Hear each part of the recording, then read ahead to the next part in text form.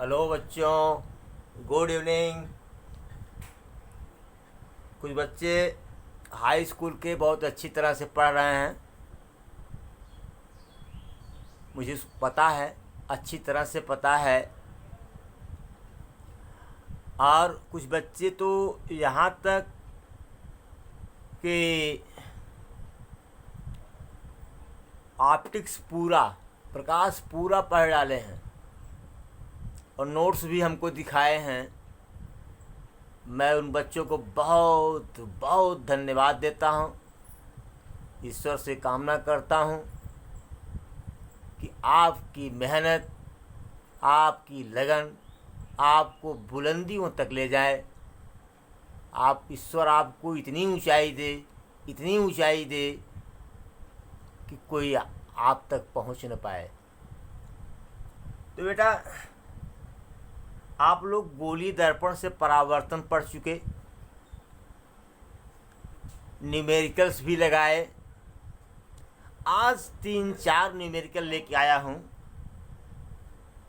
जो आपके दिमाग में तूफान खड़ा कर देगा। अरे वाह, ये सवाल मतलब कहते हैं ब्रेन स्टॉर्मिंग। क्या कहते हैं? Brain storming. Brain storming, sorry, BRAIN, brain storming, जो दिमाग में तूफान पैदा कर दे कि अरे यह क्वेश्चन। जैसे एक बहुत सिंपल सा क्वेश्चन लेके आया हूँ अभी, बहुत सिंपल सा क्वेश्चन है। अभी आपको और अच्छे अच्छे क्वेश्चन मिलेंगे। उत्तल दर्पण से वस्तु की दूरी और बने प्रतिबिंब की दूरी का अनुपात 4:3 है। उत्तल दर्पण से प्रतिबिंब की दूरी और फोकस दूरी का अनुपात ज्ञात कीजिए। ठीक है, आपको पता है कि जब आप उत्तल दर्पण से इमेज का फॉर्मेशन आपने देखा है तो वस्तु को चाहे जहाँ रखें, वस्तु को चाहे जहाँ रखें, इमेज इधर ही बनता है।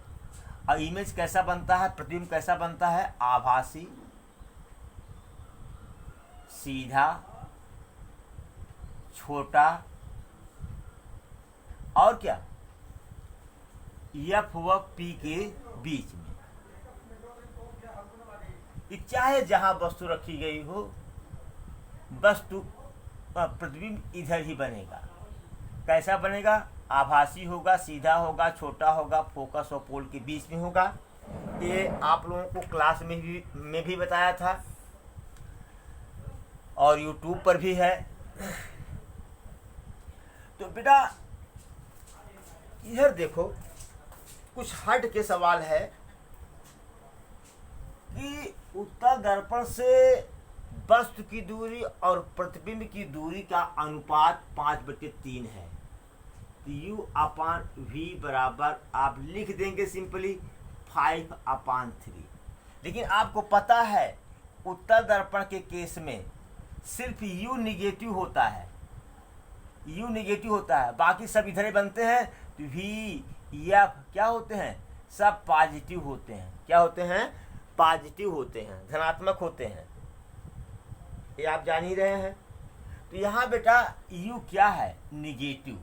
U क्या है? निगेटिव है। तो मतलब -U/V बराबर 5/3। ओके, U निगेटिव है और V क्या है? पॉजिटिव है। U ऋणात्मक है, V धनात्मक है। यहाँ लिखेंगे RU/V बराबर -5/3। ओके, अब आपसे पूछा है कि V/F दर्पण से प्रतिबिंब की दूरी और फोकस दूरी का अनुपात, V/F। तो आप इसको लिख सकते हो कि V × 1/F, कोई प्रॉब्लम नहीं है। बराबर लिख सकते हो V × 1/F का formula 1/V + 1/U। Okay, V का मल्टीप्लाई इसमें करो तो V गुणे 1/V, V से V कट गया, क्या आया? 1। तो 1 प्लस, अब V × 1/U करो, 1 कर दो v अपान u, v अपान u। ओके, आ गया। ये बराबर 1 प्लस, अब बताओ u अपान v, u अपान v बराबर -5/3, तो v अपान u कितना हो जाएगा बेटा? उलट दो इसको, तो बराबर क्या हो जाएगा? -3/5। यहाँ क्या हो गया? -3/5। ठीक है, ये बराबर क्या हुआ? 1 -3/5। सॉरी यार, 4/3 है, 4/3 है।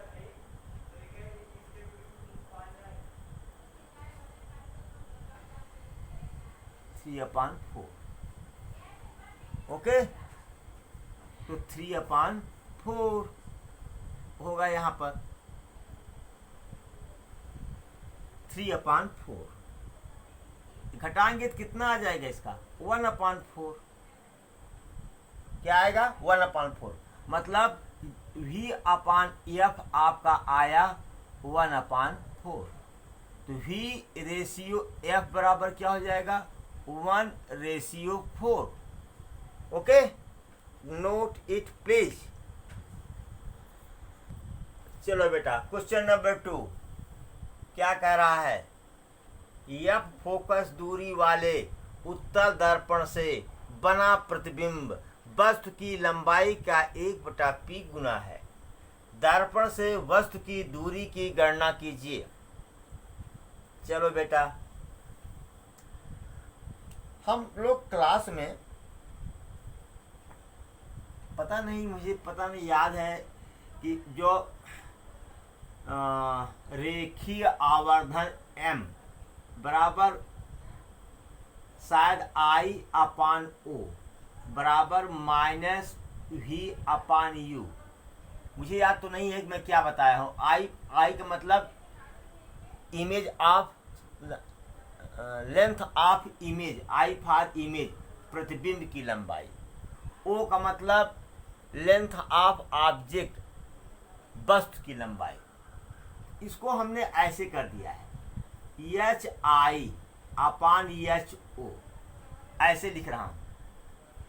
m बराबर HI मतलब height of image, height means ऊंचाई, height means HIEGHT, height means ऊंचाई,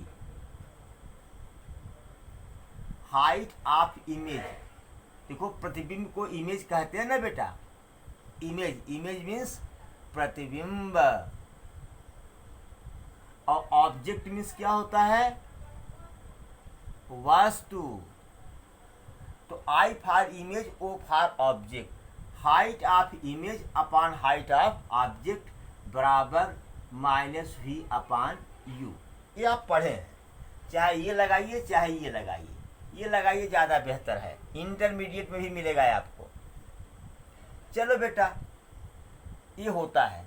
और आपका ये कह रहा है, क्वेश्चन कह रहा है कि जो इमेज है वह ऑब्जेक्ट की कितनी है? 1/p टाइम है। क्या है? 1/p time. ये तो फार्मूला है, बता दिया हमने आपको। तो दोनों तरफ HO से भाग दे दो, तो HI/HO equal to HO/HO into 1/p। Okay बेटा, अब या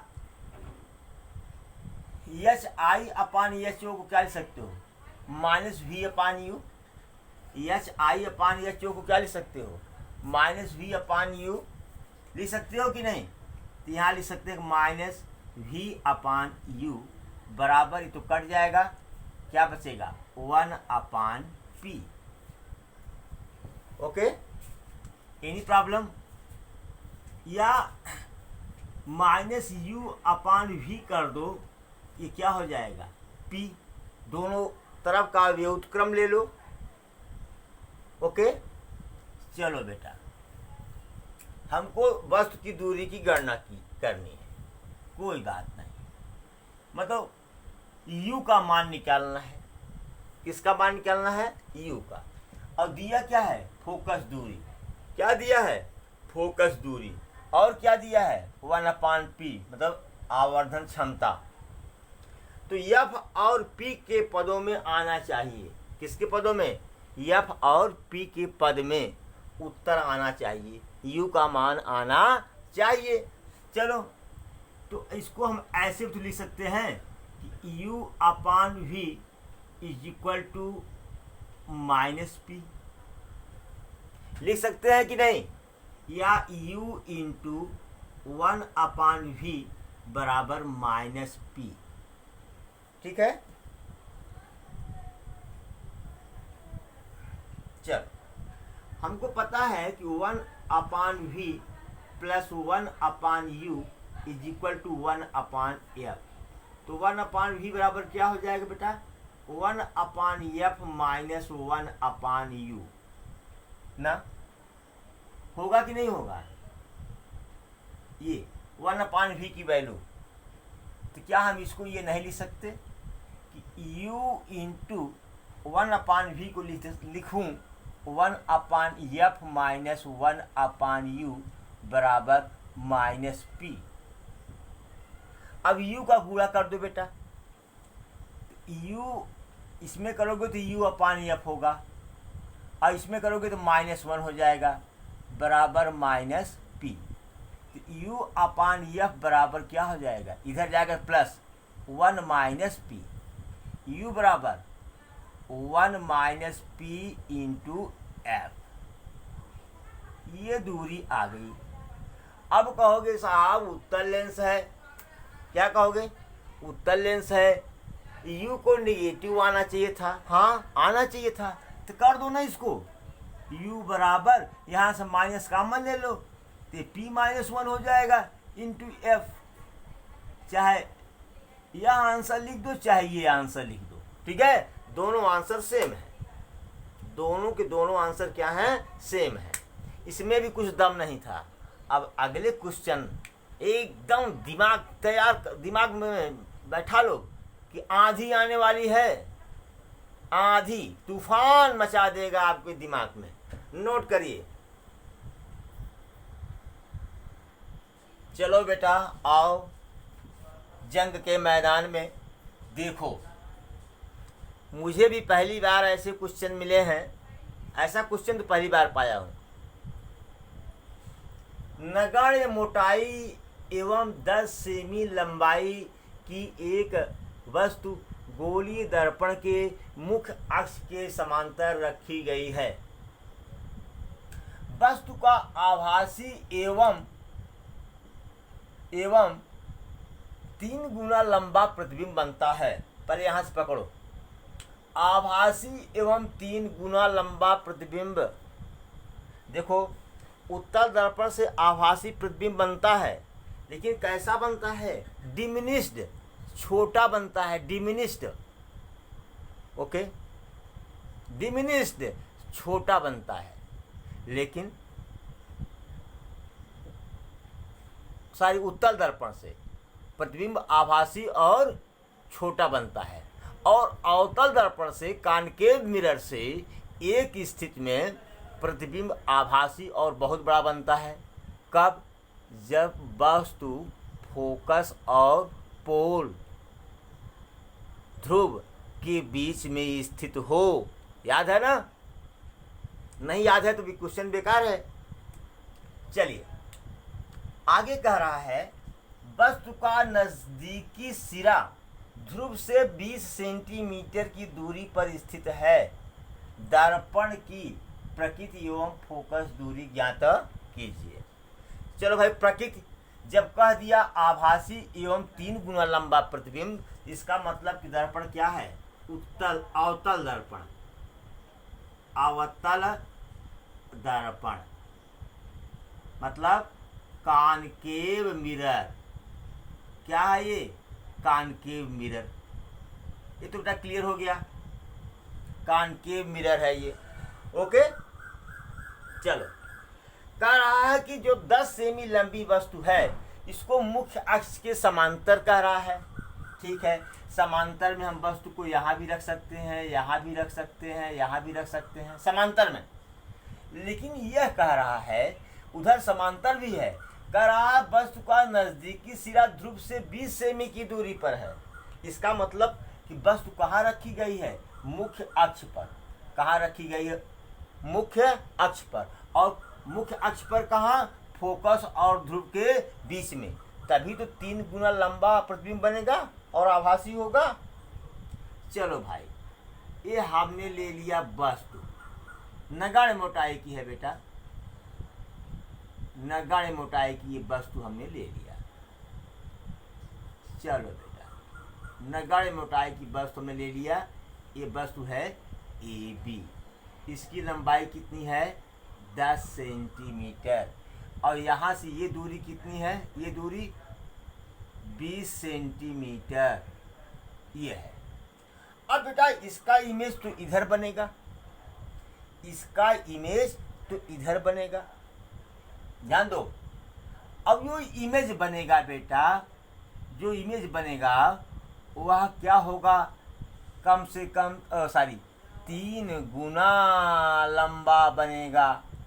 कितना, 3 गुना लंबा बनेगा।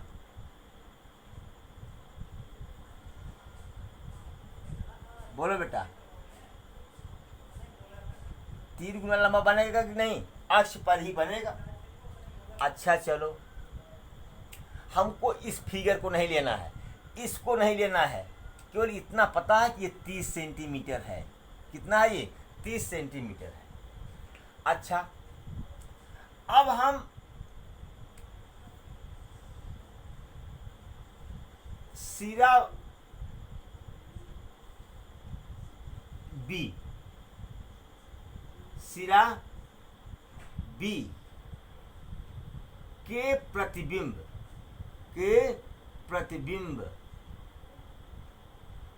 की दूरी बराबर वी बी।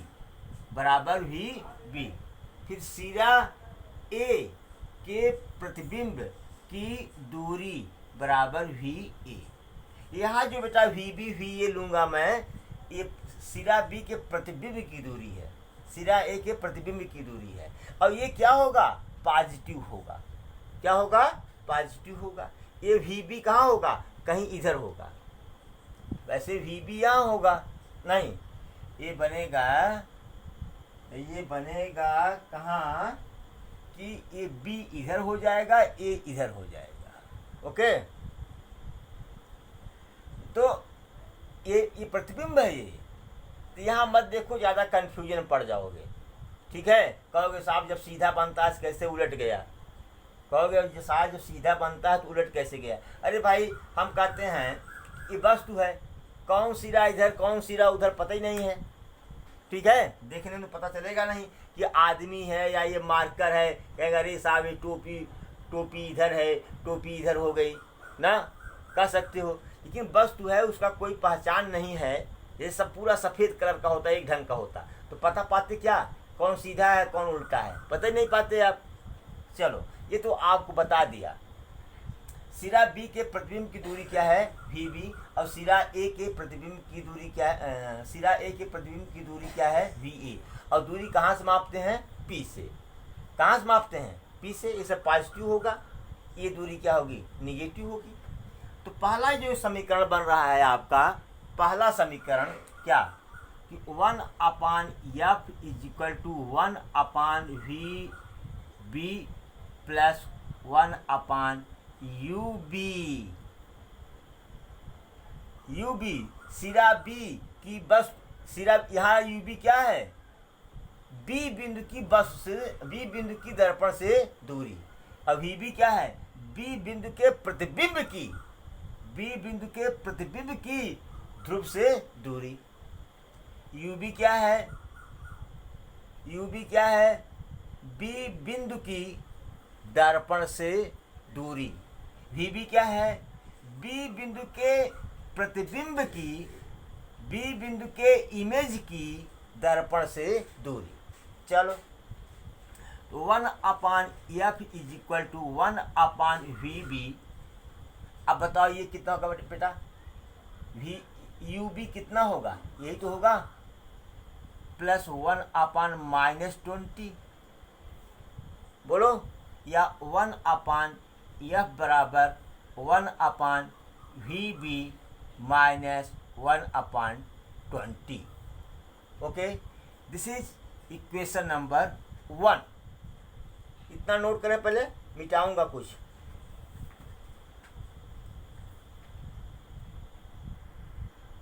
अब आइए, अब यह बिंदु जो है क्या है, वस्तु का बिंदु है ये, ठीक है।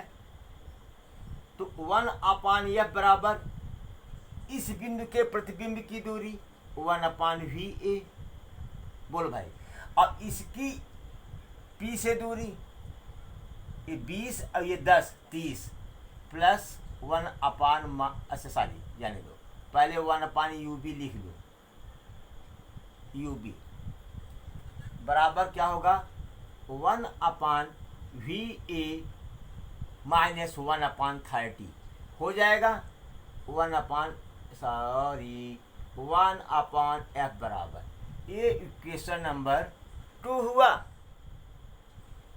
हुआ कि नहीं। इसको भी नोट कर लीजिए। अब सब मिटा देंगे, मेरे ब्लैक बोर्ड में जगह नहीं है, घर से पढ़ा रहा हूँ। इस समय 7:20 हो रहे हैं। चलो बेटा, अब देखो ये दोनों वैल्यूज जो हैं 1 अपान एफ के बराबर हैं। तो इक्वेशन फ्रॉम इक्वेशन 1 एंड 2, समीकरण 1 व 2 से, तो 1 upon V B minus 1 upon 20 is equal to 1 upon V A minus 1 upon 30।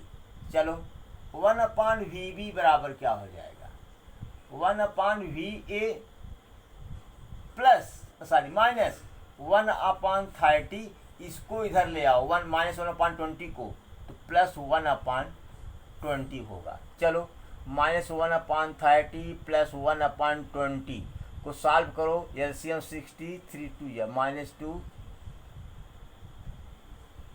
Plus 3 ना बराबर 1 अपान 60। क्या आया, 1 अपान 60। बताओ 1 upon V B is equal to what, 1 upon V A plus 1 upon 60। Okay, यहाँ से क्लियर है कि 1 अपान जो वी बी है ये बड़ा है किससे, 1 अपान वी ए से। बड़ा है कि नहीं, ये बड़ा है ये छोटा है। अच्छा बताओ 1 अपान 2 बड़ा है किससे, 1 अपान 3 से। 1/2 1/3 से बड़ा है। जरा इसको उल्टो तो 2 और 3 कर दो, अब तो क्या हो गया, छोटा हो गया। मतलब जब उल्टा लोगे तो यह चिन्ह क्या होगा, बदल जाएगा। ग्रेटर देन का चिन्ह स्मॉल देन में बदल जाएगा। 1 अपान 2 बड़ा है ना 1 अपान 3 से, लेकिन इसका उल्टा लो तो 2 3 आ गया, 2 छोटा हो गया। इसका मतलब वी बी क्या है, छोटा है किससे, वी ए से। मतलब जो आपका वी ए है ये बड़ा है किससे, वी बी से। वी ए बड़ा है वी बी से। जो आपका इमेज बना, जो आपका इमेज वी ए बना, तो ए बी से कितना दूर है, 30 सेंटीमीटर की दूरी पर है। जो इमेज है, प्रतिबिंब की लंबाई 30 सेंटीमीटर है ना, प्रतिबिंब की लंबाई कितनी है, 30 सेंटीमीटर। और आपका मिरर यहाँ था, ध्यान दो। तो ए बी से कितना दूर है, 30 सेंटीमीटर दूर है। ये प्रतिबिंब है बेटा, ये क्या है, ये प्रतिबिंब। अरे यार आभासी प्रतिबिंब कर दो इसको, क्या कर दो, आभासी प्रतिबिंब है ये। ए बी से कितना अधिक दूरी पर है, 30 सेंटीमीटर।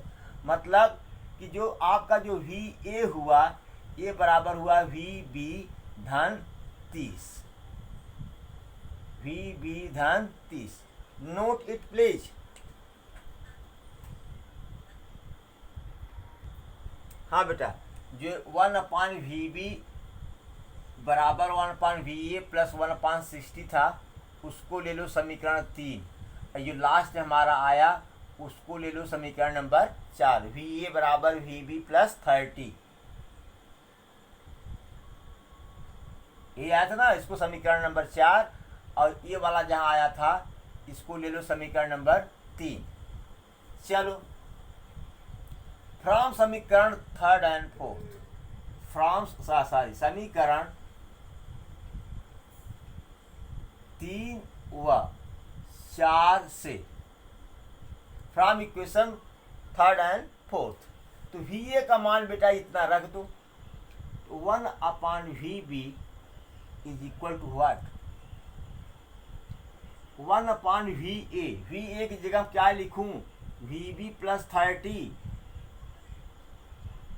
प्लस 1/60। इसको बेटा इधर ले आओ, 1/VB माइनस 1/VB प्लस 30 बराबर 1/60, या एलसीएम क्या हो जाएगा बेटा, VB into VB plus 30, multiply कर दो, और इसका मल्टीप्लाई इसमें, VB प्लस 30 माइनस इसका मल्टीप्लाई इसमें कर दो, VB बराबर 1/60। तो VB से VB क्या हो गया, कट गया, 30/, VB का मल्टीप्लाई VB में करो, तो VB का स्क्वायर प्लस 30 VB ना बराबर 1/60। तिरछे मल्टीप्लाई करो, क्रॉस मल्टीप्लिकेशन करो, क्रॉस मल्टीप्लिकेशन, तो इसका मल्टीप्लिकेशन 1 में हो जाएगा, तो VB square plus 30VB is equal to 180।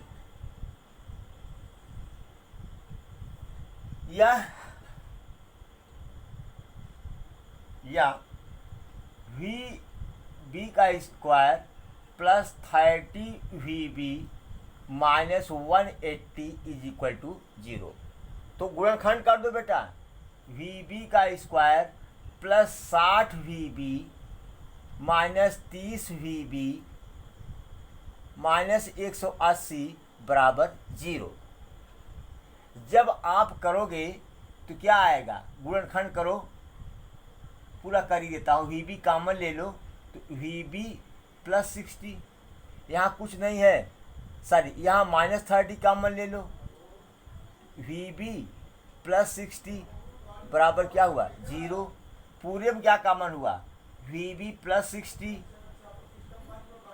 यहाँ क्या बचा, VB माइनस 30 बराबर 0। यदि VB प्लस 60 बराबर 0, तो VB बराबर माइनस 60 सेंटीमीटर, इनवैलिड है, अमान्य है। क्या है ये, अमान्य है, क्योंकि बेटा जो वर्चुअल इमेज बनेगा इधर बनेगा, अब इधर की दूरी क्या होगी, पॉजिटिव, इसलिए यह क्या आ रहा है, निगेटिव, इसलिए इसको क्या कर दिया हमने, अमान्य कर दिया। फिर यदि VB माइनस 30 बराबर 0, तो VB बराबर 30 सेंटीमीटर, ये वैलिड है। क्या है, वैलिड, मान्य, क्या है ये, मान्य है ये, ठीक है। VB की वैल्यू हमको मिल गई, अब हमको कोई रोक नहीं सकता, किससे, फोकस दूरी से, फोकस दूरी से निकालने से कोई रोक नहीं सकता। VB हमको मिल गया, और VA कितना हो जाएगा बेटा, VA कितना हो जाएगा, VB plus 30, VB plus 30, VB आया 30 प्लस 30 बराबर 60 सेंटीमीटर। हालांकि इसकी ज़रूरत है नहीं, इसकी ज़रूरत ही नहीं है, ठीक है, इसकी कोई ज़रूरत नहीं है। चलो, इसकी कोई ज़रूरत नहीं है, इसकी कोई ज़रूरत ही नहीं है, ठीक है, क्योंकि VB का मान जो है इक्वेशन नंबर 1 में रख दो, काम खत्म हो जाए। ठीक है, वी का मान इक्वेशन नंबर 1 में रख दो, या वी का मान निकालोगे तो इक्वेशन नंबर 2 में रखना पड़ेगा। समझ गए कि नहीं? दो इक्वेशन है, दो इक्वेशन था ना। एक तो था क्या, इसको मिटा दूं क्या, कैलकुलेशन, ये वाला वीडियो पोस्ट करके नोट कर लें इसको। दो इक्वेशन था ना, 1/f is equal to 1/v minus 1/20, equation number 1। 1/f बराबर 1/va माइनस 1/30, इक्वेशन नंबर 2। अगर इक्वेशन नंबर 1 लेना है तो वी का मान रख दो। ठीक है, इक्वेशन नंबर 2 लेना है तो वी का मान रख दो, जो मन में आए वही कर दो। ठीक है, अगर 1 लेना है, दोनों है, चाहे 1 में रखो चाहे 2 में। 1 में वी का मान रखोगे क्योंकि यहाँ वी है, और 2 में वी का मान रखोगे। तो लिखो ना, putting the value of v in equation number 1। V का मान समीकरण 1 में रखने पर, putting the value of v in equation number 1, तो 1/f बराबर क्या हो जाएगा मेरे लाल, वी कितना है 30, 1/30 माइनस 1/20, एलसीएम कितना आ गया बेटा 60, 30 3 या 62, 23 या 3 माइनस 1/60, 1/f बराबर माइनस 1/60, यह बराबर minus 60 centimetre, minus 60 centimetre. Note it please, घबराइएगा मत, घबराइएगा मत, इसलिए मत घबराइएगा बेटा कि एक बार 2 बार 3 बार इसको देखो, क्लियर हो जाएगा। हमने कहा था ना, क्या कहा था बच्चों, कि दिमाग में तूफान पैदा कर देगा। अरे सिंपल सिंपल सवाल तो सब लगाते हैं मेरे बेटे मेरे बेटियों, अरे कुछ दमदार सवाल लगाओ तो जानू। ठीक, लाया हूँ, खोजा हूँ, मेहनत किया हूँ, तब आ रहा है। आपकी बुक में थोड़ी दिया गया था, कहीं पाया था बेटे, कहीं पाया था, हमने कहा अपने बच्चों को भी दे दूँ। ओके, नोट करो एक क्वेश्चन और, क्वेश्चन नंबर 4। जरा देखो क्या कह रहा है। एक वस्तु अनंत से अवतल दर्पण की तरफ आ रही है। ओके, कह रहा भी मतलब प्रतिबिंब की दूरी ध्रुव से यू के बीच का ग्राफ होगा ए, ये बी, ये सी, ए डी, ए, ये यू है, ये भी। जरा आप एक क्वेश्चन नोट कर लें पहले, तब बताऊं कि वी और यू के बीच का ग्राफ कौन सा होगा। एक बेटा रफ ग्राफ बनाएंगे तो उससे हमको अंदाज़ा चल जाएगा कि ये सही है कि ये सही है कि ये सही है कि ये सही है। कौन सा सही है, पहले तो हमको एक ग्राफ खींचना पड़ेगा, और इस ग्राफ को खींचने के लिए अवतल दर्पण द्वारा प्रतिबिंब का बनना, formation of image from concave mirror, 6 position बताया गया था ना, 6 स्थितियाँ बताई गई थी ना। जब 6 स्थितियाँ दिमाग में होंगी तब जा कर के क्या क्या वी और यू के बीच आप ग्राफ खींच पाएंगे, नहीं तो नहीं। दिमाग में तूफान मचा रहा है यह सवाल, नोट करिए, फिर बताता हूँ आपको। चलो बेटा, मान लिया कि दर्पण की फोकस दूरी 10 सेंटीमीटर, वक्रता त्रिज्या 20 सेंटीमीटर। यहाँ हमने चिन्ह नहीं लिया है, चिन्ह से कोई मतलब हमारा नहीं है, क्योंकि अवतल दर्पण है इसलिए माइनस में होगा, लेकिन ये हम ग्राफ खींच रहे हैं। ठीक है, बहुत दिमाग लगाया, कैसे समझाऊं आपको। जब वस्तु अनंत पर होगी तो प्रतिबिंब कहाँ बनेगा, फोकस पर 10 सेंटीमीटर। बोलो, जब वस्तु अनंत और वक्रता केंद्र के बीच में होगी, अनंत और वक्रता केंद्र के बीच में होगी, मान लो 50 सेंटीमीटर की दूरी पर है, कितना 50 सेंटीमीटर। तो 1/v प्लस 1/u बराबर 1/f से कैलकुलेट करोगे, क्योंकि f का मान दिया है, u का मान दिया है, v का मान निकाल सकते हैं। अगर कैलकुलेट करोगे तो ये आएगा 12.5 सेंटीमीटर, 12.5 सेंटीमीटर। ओके। और जब 20 पर रखोगे, मतलब कहाँ, वक्रता केंद्र पर रखोगे, तो प्रतिबिंब भी वक्रता केंद्र पर ही बनेगा। याद करो 3 कंडीशन। जब वस्तु को कहाँ रखोगे, फोकस और वक्रता केंद्र के बीच में, मतलब कि 15 सेंटीमीटर पर रख दो। एक कंडीशन, 2 कंडीशन, 3 कंडीशन, चौथा कंडीशन, 15 सेंटीमीटर पर रख रहे हो तो फिर कैलकुलेट करोगे तो भी आएगा 30।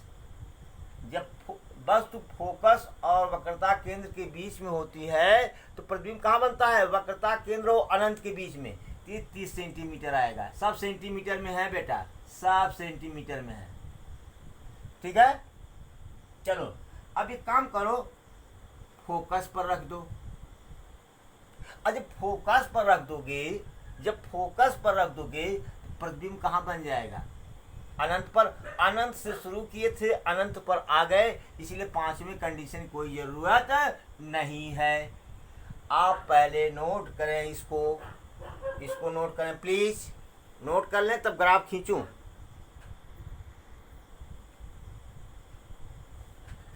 चलो ग्राफ देखो बेटा। अब नीचे से ग्राफ शुरू करो। जब वस्तु 10, ये u है आपका, क्या है ये u, ये क्या है v है, अनंत दिखा दिया हमने। जब वस्तु 10 सेंटीमीटर पर था तो प्रतिबिंब कहाँ था, अनंत पर। कहाँ था, अनंत पर था। अरे यू कह लो यार, ऐसे कह लो, 10 और अनंत यहाँ था। और जब वस्तु 15 पर थी, 15 सेंटीमीटर पर, तो प्रतिबिंब कहाँ बन रहा था बताओ, 30 पर। या जब वस्तु 20 पर थी तो 20 पर बन रहा था, 20 पर ना। और जब वस्तु 50 पर थी तो 12.5 यहाँ से होगा, ये पॉइंट मिलेगा। और जब वस्तु अनंत पर थी तो भी कहाँ था, 10 पर था। जब 10 तो आपका ये थोड़ा सा नीचे आएगा ना, इसी के नीचे आएगा, इसी के नीचे। अनंत पर थी तो प्रतिबिंब यहाँ बन रहा था। अनंत कहीं और ले जाओ, अनंत कहीं और ले जाओ। इन बिंदुओं को मिलाने पर हमको ऐसा ग्राफ मिल रहा है, ऐसा। ठीक है। मतलब जो हमारा वाला ग्राफ सी था, ये v और u में इधर अनंत फिर इधर अनंत, ये वाला क्या है, सही है। ठीक है। सी वाला ग्राफ ये क्या है, ये सही है। एक रफ डायग्राम हमने ऐसे बना लिया, केवल देख रहा था कैसा आ रहा है, तो ऐसा ही, तो ऐसा तो केवल एक ही था सी वाला, यही सही है। Okay, thank you so much. जब हमको नए नए चैप्टर में इस तरह के बढ़िया बढ़िया सवाल मिलेंगे, तब हम आपको एक वीडियो देते रहेंगे। आप पढ़ते रहें, क्योंकि लॉकडाउन में स्कूल कब खुलेगा ये पता नहीं। ठीक है। ऐसा दिमाग में कदापि मत लाइएगा इस बार प्रमोशन हो गया तो फिर प्रमोशन होगा। अब प्रमोशन होने से और पढ़ने से कोई लेना देना नहीं है। ज्ञान अलग चीज़ है, डिग्री एक अलग चीज़ है। ज्ञान अलग चीज़ है, डिग्री अलग चीज़ है। खूब पढ़ो, खूब बढ़ो। Thank you so much. Now good night, bye.